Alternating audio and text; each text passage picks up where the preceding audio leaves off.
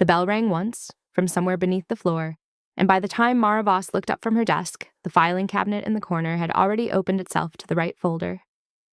My name is Mara Voss. I keep the Black Hollow Archive.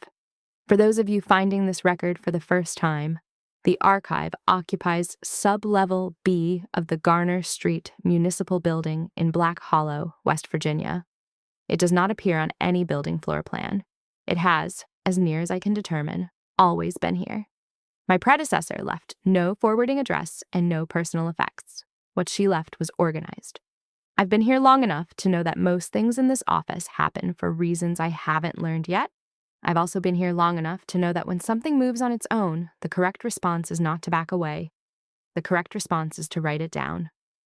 So, Cabinet 9, Drawer 7. The label reads Bells. The font is wrong. I noticed that immediately. The other drawers in this cabinet were labeled on a Brother label maker, cream tape, black lettering, standard office issue. This label is stamped directly into the metal. The typeface has serifs that curl inward at the terminals, a style I've seen in municipal documents from the 1940s, not in any supply catalog I've ever opened. Someone labeled this drawer before I was born, possibly before my predecessor was born. The folder inside contained 5 witness accounts. I'll tell you about 4 of them briefly, and then I'll spend the rest of the time on the one that matters most right now. Witness 1, a Methodist groundskeeper at the Aldercroft Church, 1947, reported hearing a bell from beneath the cemetery flagstones.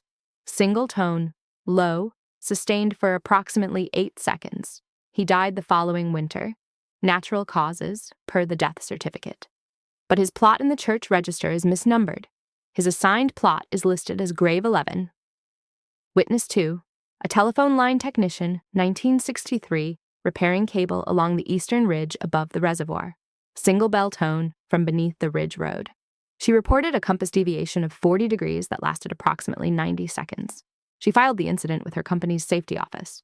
The safety office has no record of receiving it. The copy in this folder is the only known document. Witness 3, a child, age 9, 1978. Name redacted, entirely blacked out, not in the standard municipal redaction style, but pressed through the paper with something dense, almost burned. The child reported hearing bells. Plural, this time, from beneath the floor of their classroom at the Aldercroft Elementary School while sitting alone during lunch. The school was demolished in 1982. The lot has been empty since. Witness 4, a code inspector named Carl Pruitt, 1991, who came to assess the Garner Street Municipal Building for a proposed third-floor addition. He reported a low bell tone from the basement level while standing in what the floor plan shows as a utility crawlspace. He submitted his inspection report and recommended against the addition for structural reasons, citing a quote, "Substrate discontinuity of unrecorded shape. The addition was never built. Carl Pruitt retired to Knoxville in 1993. He returned every call I've placed to him, reliably, until March of this year, at which point his phone was disconnected and his forwarding address was returned undeliverable." Voss. And then there is Harlan Veil. Harlan was a land surveyor contracted in February 1994 to assess the Aldercroft Basin's eastern slope for a gravel extraction lease. The Aldercroft Reservoir had been drained in 1989 for a dam inspection. I want to note that for the record, the county drained the reservoir in 1989, and the results of that inspection have never been released. The locals call the basin the Punch Bowl now. The mud at its floor cracked into pale geometric shapes when the water left and has never been cultivated or cleared. No one goes down there, not formally, not officially. Harlan's survey notes are meticulous. 40 pages hand-drafted with bearing notations, soil sample codes, and photographic references. He was thorough. He was, by all available evidence, a careful and experienced professional. At 2:31 in the afternoon on February 9th, 1994, while working the eastern cut of the Punch Bowl, the deepest point of the old basin where the tributary inlet had fed in, Harlan heard a bell, single tone, low. He described it in his notes as bone frequency, by which he seems to mean not that it was loud, but that it arrived in the chest before it arrived in the ears. He noted a compass deviation of exactly 40 degrees, the same deviation as the telephone technician, 31 years earlier. He marked the location with a survey stake. Then he finished his work and drove back to his motel on Route 9. Not the Crestfall. I checked. A different motel, 3 miles east. I want to be precise about that. The bell followed him. Harlan wrote this in his field journal, and I want to read his exact phrasing. Heard it again from inside the van. I was parked at the Sunoco on Garner Street, had my hand on the door to get out. One tone, like before, like it came from the floor under my feet. I looked, and there was nothing. Drove away fine. He thought it was a fluke, a coincidence, an echo in the sheet metal. But it happened again. At the motel parking lot, hand on the door to get out. At the diner on Mill Road, hand on the door to get out. At the county assessor's office, his last scheduled appointment in Black Hollow, hand on the door. The bell rang every single time he was about to leave somewhere. Not when he arrived, not in transit, only at the moment of departure, only when his hand was on a door, only once per location. Harlan finished his survey. He submitted his report, a copy of which is in this folder, filed before he had finished writing it, which I'll come back to. And he left Black Hollow in April 1994.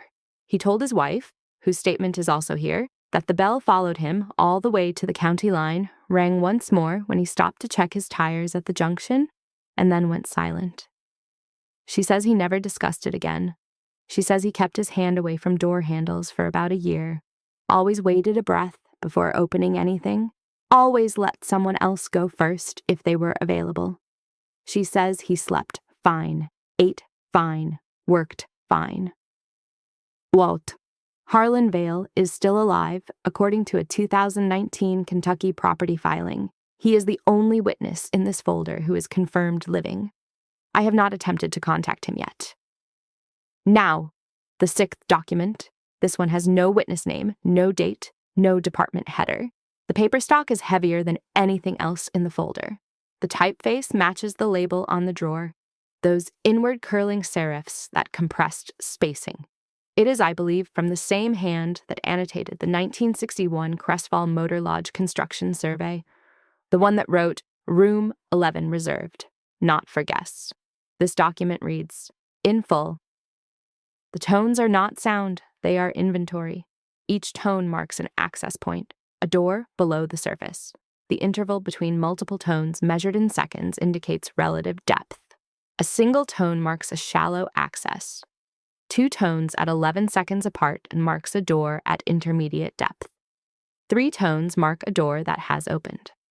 If you are hearing the bell inside a vehicle at the moment of departure, the door below you has registered your presence and has begun tracking your movement. The bell stops at the county line because the county line is the edge of the inventory. Beyond it, you are no longer listed. Do not return. I set that document down on my desk. I sat very still for a while. And then I thought about the tone I had heard earlier, the one from beneath the floor, the one that had drawn me to this cabinet. I counted back, estimated the time elapsed since I'd first sat down at my desk this morning, and while I was sitting there counting, a second tone came up through the floor.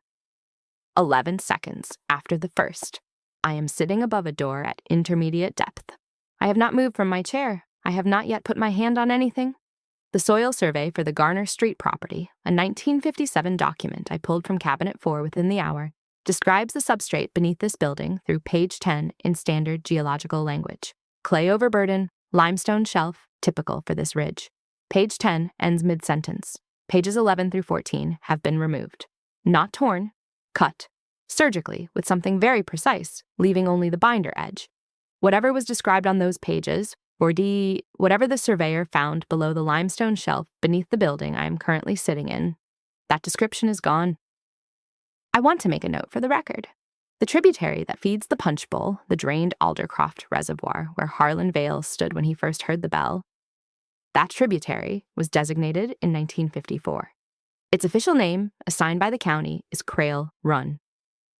33 years before a man named Dennis Crail checked into a room that shouldn't exist. I don't know what that means yet. I've written it down. Here is what I know for certain tonight. Something beneath this building has registered my presence. The unknown filer's document says the bell stops at the county line.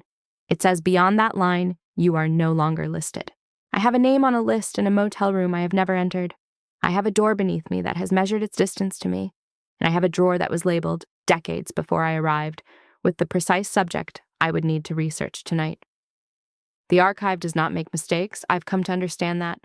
The question I'm sitting with very quietly in this chair, with both hands flat on this desk, is whether the archive is for me, or whether I am for it.